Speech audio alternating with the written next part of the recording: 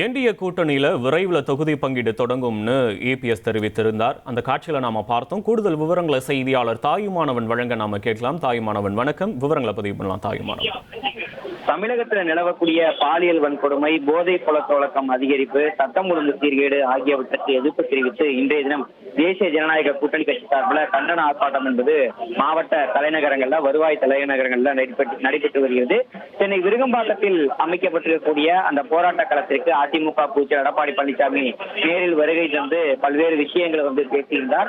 இதன் தொடர்ச்சியாக செய்தியாளர்களை சந்தித்த அவர் பல்வேறு விஷயங்களை குறிப்பிட்டிருந்தார்.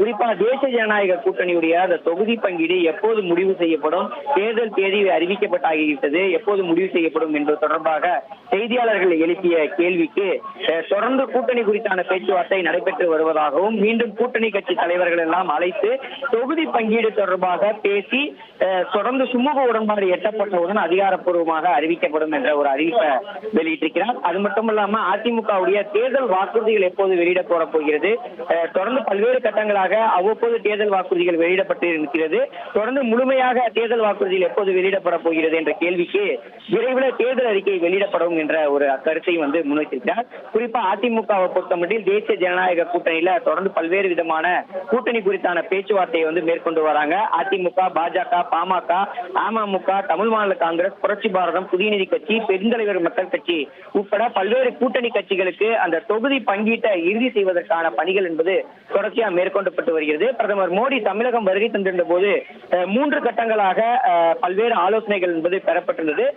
மத்திய அமைச்சர் பியூஷ் கோயல், தமிழகத்திற்கான தேர்தல் பொறுப்பாளராக நியமிக்கப்பட்டிருக்கக்கூடிய பியூஷ் கோயல் தமிழகம் வந்திருந்த ஒரு சூழல்ல கூட்டணி கட்சி தலைவர்களை அழைத்து பல்வேறு விஷயங்கள் விவாதிக்கப்பட்டிருந்தது. அதுல பாஜக தரப்புல ஒரு 50 தொகுதிகள் அடங்கிய பட்டியல் அதிமுகவிடம் சமர்ப்பிக்கப்பட்டிருந்தது. இதே போல பாமக தரப்புல ஒரு 25 தொகுதிகள் அடங்கிய பட்டியல் சமர்ப்பிக்கப்பட்டிருந்தது.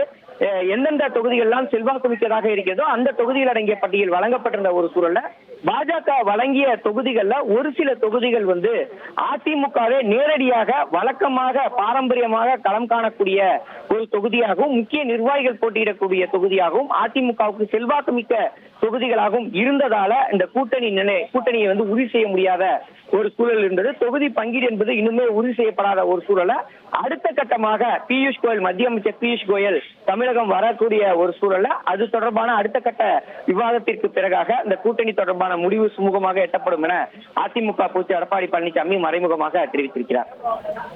உங்களுடைய விவரங்களுக்கு நன்றி தாயுமானவன்.